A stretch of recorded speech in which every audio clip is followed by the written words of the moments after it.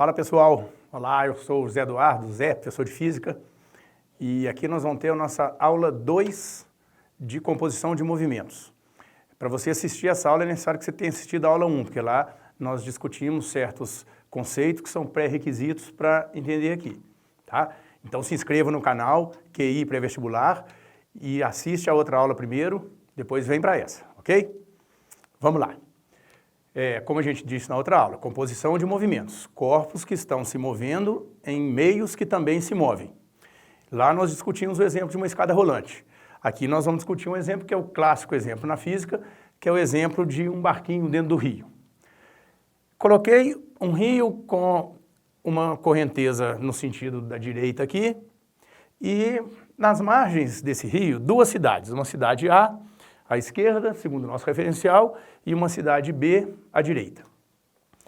Aí eu coloquei um barquinho 1, que tem uma certa velocidade VB, rumando da cidade A para a cidade B. E um barquinho 2 que faz o contrário, vai da cidade B para a cidade A. O que é essa velocidade VB que eu coloquei? Isso a gente chama de velocidade própria do barco. Ou seja, a velocidade que o barco tem pelo seu motor, independente da correnteza, é aquela velocidade que ele teria se ele estivesse num lago com as águas paradas, por exemplo. Então é a velocidade que ele tem com relação à água, né? Podemos dizer, a velocidade própria do barco é a velocidade do barco com relação à água. Quando eu escrevo isso agora, com relação à água, ou com relação à correnteza, significa o quê? Para quem está de fora, a velocidade do barco não é o VB, porque como nós vamos discutir aqui, ela vai ser influenciada pela correnteza também. Mas quem está na água, a velocidade da correnteza não conta. A velocidade que a correnteza contribui no movimento do barco não conta, porque quem está lá dentro do rio também tem a velocidade da correnteza. E velocidades que corpos têm em comum, um com o outro, não existe entre eles. Não é observada de um para o outro. Pois bem, então nós vamos primeiro partir de uma ideia que é a seguinte. Vamos considerar que a velocidade própria que o barco 1 e o barco 2 têm, que elas sejam iguais. A velocidade própria do barco 1 é a mesma velocidade própria do barco 2. Em outras palavras, qualquer pessoa que estiver dentro do rio vai ver os dois com a mesma velocidade, com o mesmo módulo de velocidade, né? Porque, na verdade, o sentido é diferente. Pois bem, qual barco vai gastar mais tempo para fazer o seu movimento, a sua viagem? Imagina que A vai fazer a viagem, o barco 1 vai fazer a viagem de A a B, o barco 2 vai fazer a viagem de B até A. Quem gasta mais tempo? Essa pergunta, normalmente é fácil responder. O barco 2 vai gastar mais tempo, porque ele tem a correnteza para atrapalhá-lo, enquanto um tem a correnteza para ajudá-lo. Cidade A e cidade B são dois referenciais na Terra. Então nós estamos pensando que para fazer aquele trajeto eu tenho que considerar a velocidade com relação à Terra. Com relação à Terra não existe correnteza, então a correnteza está aqui ajudando a favor do movimento do barco 1. Então para quem está na Terra, a velocidade do barco 1 é o seu VB mais a velocidade da correnteza. O 2 é atrapalhado pela correnteza, então, como VB1 e VB2 são iguais, o barco 1 vai ter uma velocidade total maior. Claro que se por acaso o barco 2 fosse muito mais potente, muito mais veloz, um baita do motor e o outro estivesse remando, o barco 2 podia fazer menos tempo, claro, mesmo atrapalhado pela correnteza, mas não é o caso. Eles têm velocidades próprias iguais. Então, a gente pode ver isso na equação dos movimentos. Veja, para fazer a equação do movimento do barco 1 e do barco 2, eu vou considerar a equação D igual a VT, uma equação de movimento uniforme, não há aceleração nessa cena. Então, para o barco 1, a distância que ele tem que percorrer é a distância entre as cidades A e B. Isso é igual à velocidade total que ele tem, que é o seu VB, mais a velocidade da correnteza, vezes o tempo que ele gastará em sua viagem.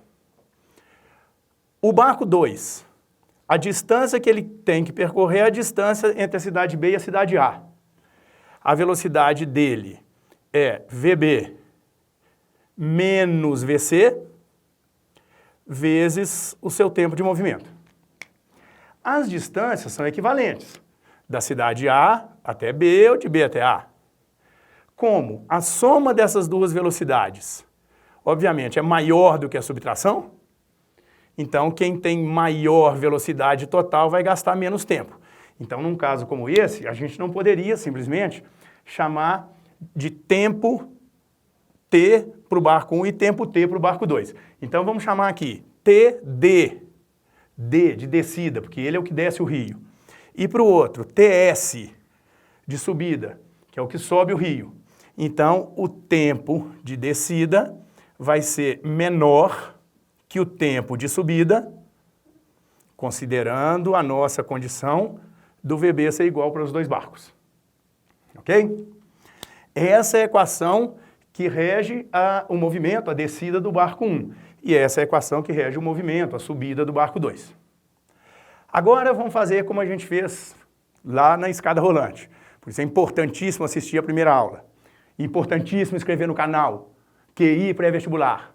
E aí eu vou fazer um exemplo muito semelhante àquele. Simplesmente trocando o meio, que não é a escada, é o rio. Então agora vamos colocar um terceiro personagem aqui. Em uma boia tem uma pessoa